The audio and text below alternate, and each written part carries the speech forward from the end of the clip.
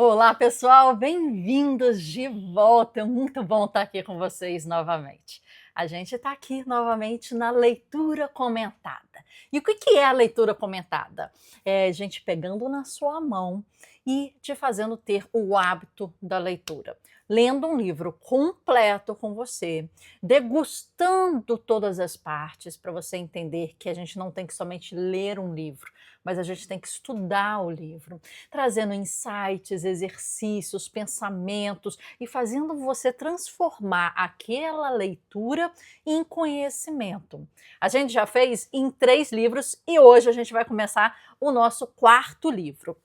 A gente já fez o Ato Criativo do Rick Rubin, um dos maiores produtores musicais dos Estados Unidos, trabalhando com Lady Gaga, diversos outros artistas, e super capítulos super pequenininhos, tipo insights, pílulas sobre o processo criativo, as inspirações, os bloqueios, desbloqueios, referências e muito mais. Muito interessante. Aquele livrinho assim, né, que você quer que ele fala mais sobre a coisa, mas ele fala rapidinho sobre alguma coisa. Depois a gente leu esse aqui. Na verdade, esse aqui foi o primeiro. A Arte do Impossível. Saia da zona de conforto, desenvolva habilidades e estimule a imaginação e seja extraordinário. Esse aqui é do Steven Kotler, um dos maiores autores, assim, um livro que mudou minha vida, na verdade. Eu não costumo achar que livros mudam vida.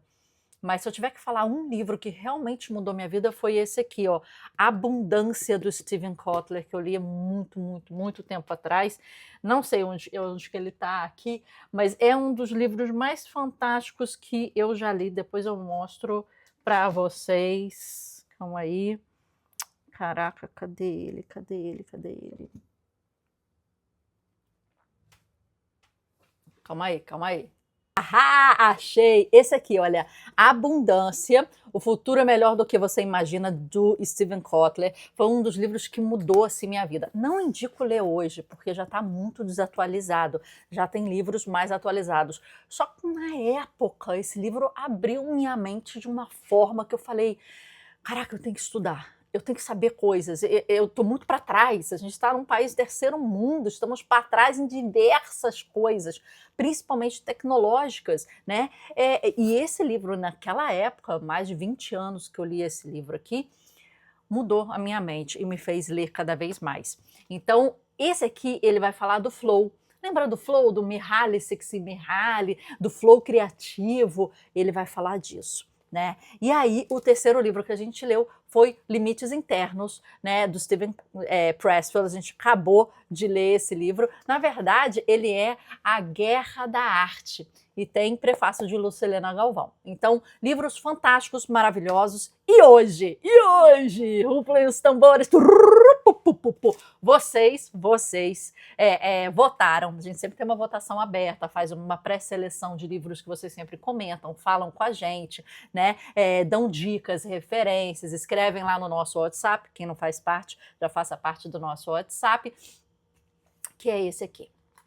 Arte e Medo, observações sobre os desafios e as recompensas de fazer arte, de David Bayles e Ted Orland. E eu vou contar primeiro, esse é o nosso primeiro vídeo, gente, desculpa essa introdução um pouquinho maior, é só para a gente contextualizar quem ainda não conhece essa leitura comentada, não sabe como é que funciona. Então, pessoal, hoje em dia a leitura está gratuita no nosso YouTube, segunda a sexta, 7 horas da manhã, todos os dias de leitura até a gente terminar, e depois ela vai ser fechada por tempo limitado, que está assim, só para a gente dar um gostinho, poder trabalhar, na verdade, o seu hábito da leitura. Tá? Esse é o objetivo, da gente pegar na sua mão e te trabalhar ali no hábito da leitura. Eu quero contar uma história, porque eu li esse livro há muito tempo atrás, quando eu fiz intercâmbio nos Estados Unidos. Eu fiz intercâmbio em Missouri, na parte central dos Estados Unidos, numa cidade chamada Springfield, a cidade dos Simpsons, né? A gente acha. Mas depois eu fiquei sabendo que existem diversas Springfields nos Estados Unidos, e a dos Simpsons, ela é, na verdade, um mix de várias delas, né? Mas eu morei durante um ano fazendo faculdade um intercâmbio pela minha faculdade aqui no Brasil, passei pelo processo seletivo e fiz lá. E foi uma época maravilhosa, sabe? Poder ter aquela experiência de filme americano, de morar no campus. Morar num campus fez completamente diferença no meu processo de entendimento da vida, não só do estudo. Por quê? Aqui eu fazia 1, 2, 3, 4, 5 aulas, tururu, comia e ia embora para casa. Viver num local de estudo é outra coisa.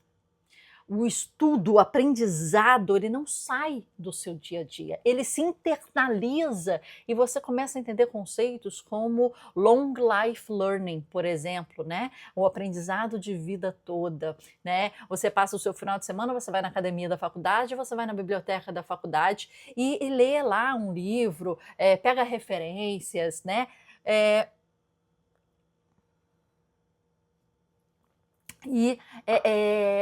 Vive a vida daquilo e aprende num nível que está muito mais denso do que puramente ler e fazer provas. Entende isso? Foi uma experiência maravilhosa. E o que eu fiz estrategicamente, para você pensar assim na sua vida, foi que eu fui num penúltimo período da faculdade. Isso foi maravilhoso. Por quê? O que eu tinha pendente ali para fazer eram várias matérias eletivas. Então eu tive uma liberdade acadêmica para escolher a matéria que eu queria, porque aqui no Brasil não necessariamente eu tinha que fazer um encontro, né, do syllabus, que eles chamam, né, lá dos Estados Unidos, com aqui para ver se dá um match entre as cadeiras que eram obrigatórias. Não, era, né, a cadeira que eu tinha que pegar extracurricular. Então eu aproveitei para pegar coisas de arte, coisas que eu tinha muita vontade de fazer e nem tinha aqui, de repente, na minha faculdade aqui na PUC-Rio, no Rio de Janeiro. Então eu fiz aulas de pintura, eu fiz aulas de escrita criativa, eu fiz aula de academia, olha essa loucura, eu fiz aula de academia. Ficava a gente fazendo exercício com acompanhamento, aprendendo a fazer exercício na academia, em pares, e estudando como esse exercício ia fazer bem para o corpo. Acho que nunca falei isso muito, não. Aula de teoria, história da arte, teoria da arte e muito mais. E foi quando, vamos voltar aqui, né? Foi quando eu vi que em todas as sílabas, todos os programas curriculares dessas aulas tinham esse livro aqui. E isso é uma curiosidade sobre esse livro. A Arte e o Medo é um livro curto, 124 páginas somente, objetivo, e ele tá na cadeira de todas as faculdades e de todas as aulas que tenham criatividade ou arte na sua mente. Então eu falei, eu vou comprar esse livro. E eu comprei lá, toda a faculdade nos Estados Unidos, ela tem uma livraria, desculpa, que o cara acabou de fazer essa aula, comprou vários livros para essa aula que tem no programa, e ele não quer ficar com esse livro depois, ou comprou tanta coisa que não quer. Eu tenho muitos livros aqui, principalmente aqui em cima, da época da faculdade, que eu trouxe para o Brasil, mas vários outros eu revendi para a faculdade revender para outros alunos de maneira muito barata. Então comprei isso aqui, devia ser, sei lá, $2, $3 aqui, na livraria da faculdade. E tenho ele até hoje. Eu li naquela época, a gente está falando aí de 2004, 2005. Fui no meio de 2004 para 2005. Então a gente está falando há bastante tempo atrás, não olhem as minhas rugas, por favor. E eu anotei, e ele está todo grifado, grifava aqui de caneta, olha, muito. Não tem tantas anotações, mas tem muitos grifos, né? E eu ficava curiosa, por que esse livro não tinha no Brasil? Eu falei, cara, esse livro aqui está em todas as programações de cursos americanos, por que não está no Brasil ainda? E aí, no ano passado, ano de 2024, a Seiva, a editora Seiva, tá aqui, né, uma editora relativamente nova, que traz muitos livros interessantes, né, sobre processo criativo, arte, escrita, storytelling, por exemplo. É uma editora para a gente ficar de olho. lançou esse livrinho aqui em português. Então, a primeira vez, desde 1993, data do lançamento desse livro aqui, e 2024, que o Brasil tem em língua portuguesa um livro que é clássico lá fora e que eu li em 2004. Para você ver, né, que uma coisa muito importante da leitura é a gente estar à frente, né? E quando você começa a ler livros que são indicados em países que estão à frente na sua área, não digo nem país de primeiro mundo, não. Pode ter muito país de terceiro, segundo mundo que está à frente em determinado mercado, né? E aí para você ler livros que os grandes nomes desses mercados estão falando. Então, isso é uma coisa muito interessante. Eu quero falar algumas curiosidades desse livro que a gente vai começar a ler, e a gente vai começar a ler, tá? Esse livro foi escrito por David Bayles e Ted Orland. São dois fotógrafos. E o Ted Orland, ele era aprendiz direto de um dos maiores fotógrafos, que é o Adam. Deixa eu pegar aqui o nome para vocês, porque eu quero falar o nome certinho aqui para vocês. Eu tô com o computador aqui, ó, vou até mostrar aqui para vocês. Aqui fica a minha mesinha com o meu computador, é uma mesinha portátil aqui, que fica aqui. Então, eu fico toda equipada aqui. Vocês acham que eu tenho um estúdio gigantesco? Não, não tenho. Mas é uma estrutura que já atende a gente aqui. Ansel Adams, um dos maiores fotógrafos da história, e o Ted Orland era aprendiz dele, assistente desse Ted. Os dois estavam num processo de crise criativa, bloqueio criativa, dúvidas internas, não estavam conseguindo, né, avançar nas suas carreiras, estavam com aquela coisa da autossabotagem, que é muito falada nesse livro aqui. O foco disso aqui é bloqueio criativo e sabotagem, autossabotagem. A gente leu muito aqui. Se ainda não viu, por favor, não perca tempo. Fininho também. A gente está escolhendo livros aqui fininhos e objetivos. Então, eles dois eram fotógrafos que tiveram bloqueios criativos e resolveram escrever esse livro em mão dupla, né, em 4 mãos, ou, né, digitar em 4 mãos ou em 2 mãos. Deixa eu só ajeitar aqui pra gente. Ok. Ele vendeu mais de 200 mil exemplares e foi um boom nos Estados Unidos, porque é um livro que ele é não ficção, e ele é um livro de não ficção artístico. Então ele é bem nichado, na verdade, né? Apesar deles serem fotógrafos, o que eles dizem é que todo mundo da área criativa, design, pintores, né, e muito mais, gosta muito desse livro por causa disso. Porque ele não fala, né, de uma forma específica da fotografia, ele fala do medo de qualquer artista. E eu vou mais além, eu acho que muito mais do que qualquer artista, né? De qualquer pessoa que tem um pouco de sensibilidade criativa no seu dia a dia, né? E no seu trabalho. Então, aqui ele fala assim, ele tem uma coisa muito interessante que eu vi aqui, e que o nome dele, curiosidade, ia ser, né, O Livro do Medo Branco, mas depois acabou sendo Arte e Medo, Art and Fear, né? Porque o medo branco, em inglês, ele tem aquelas expressões de tela branca. Quer dizer, é quando dá um bloqueio e você não consegue pensar mais nada e você tem uma tela branca na sua frente, né? Eles têm essa expressão lá. Então, seria um medo, né? Como é que é? O livro do medo branco. Quer dizer, referenciando essa tela branca. Mas, na verdade, foi Arte e Medo, que eu acho que fica muito mais objetivo. E, claro, a gente vai começar a ler aqui agora.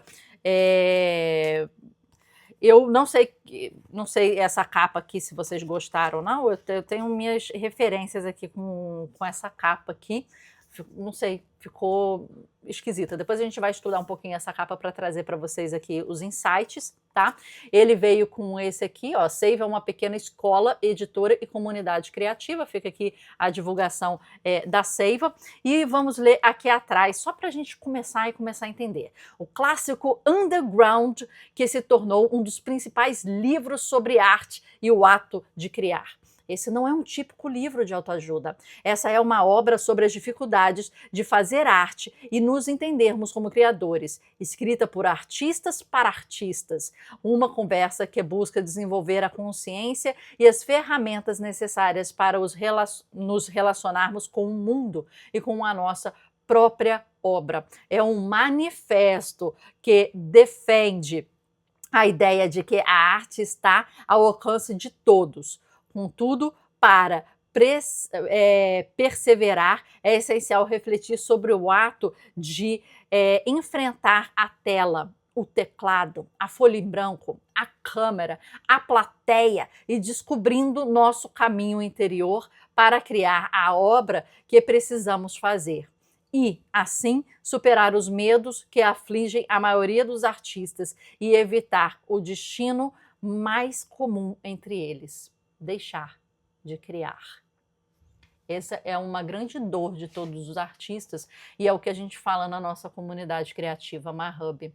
É como você fazer com que a arte se torne algo possível, né? De você viver, né? Você criar meios a partir, né, da arte.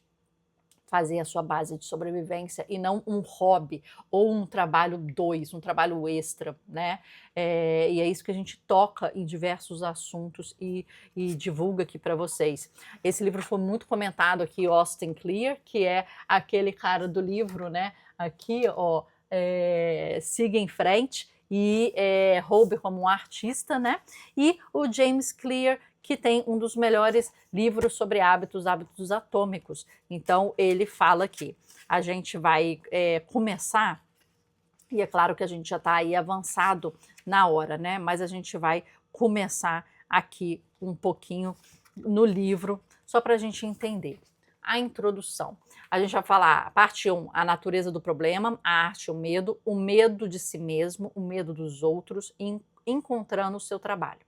A parte 2, ela já traz uma visão do mundo exterior, o mundo acadêmico, mundos conceituais e voz humana, e termina no sobre esse livro. Então a gente vai ler aqui, gente, a introdução somente a primeira página do David Bayles e do Ted Orland, para começarmos direitinho no próximo vídeo o livro em si. E aí eu te peço, como sempre, pega, né, o seu, aqui, ó, já tá até aqui, quem é do nosso canal já sabe, né, o nosso marcador cinza, um marcador mais clássico, mais formal, mais interessante até para o livro durante, né, o tempo, né, muito mais interessante que o amarelo em si, que depois fica desbotado.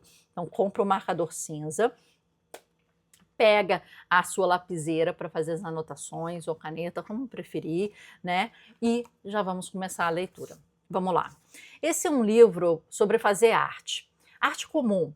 E com arte comum queremos dizer toda a arte que não foi feita por Mozart. Afinal, arte raramente é feita por pessoas como Mozart. Em essência, falando de forma estatística, não existe outra pessoa igual a ele. Mas, embora gênios possam aparecer uma vez ou outra a cada século, boa arte é criada o tempo todo. Fazer arte é algo natural, uma atividade intimamente humana, repleta de desafios e recompensas que acompanham qualquer esforço que valha a pena. As dificuldades enfrentadas por quem cria arte não são extraordinárias e heróicas, mas universais e familiares. Esse, então, é um livro para o restante de nós. Seus 2 autores são artistas em atividade, que lidam diariamente com os problemas de fazer arte no mundo real. As observações que fazemos aqui se baseiam em nossa experiência pessoal.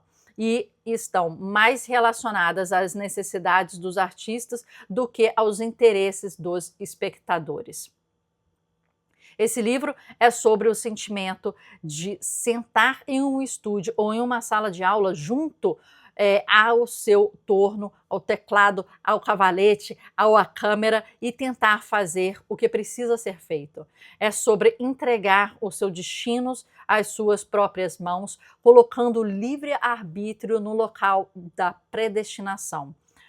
A escolha acima do acaso. É sobre encontrar sua própria obra. David Bayles e Ted Orland. E aí, amanhã, vamos começar já nossa leitura de fato desse livrinho muito fininho. Se você não tem, já compre, já se prepare, inglês ou português, como for melhor para você. Mas aqui a gente vai estar não só lendo, mas fazendo um estudo sobre essa obra. Eu espero você para começar. Vamos lá?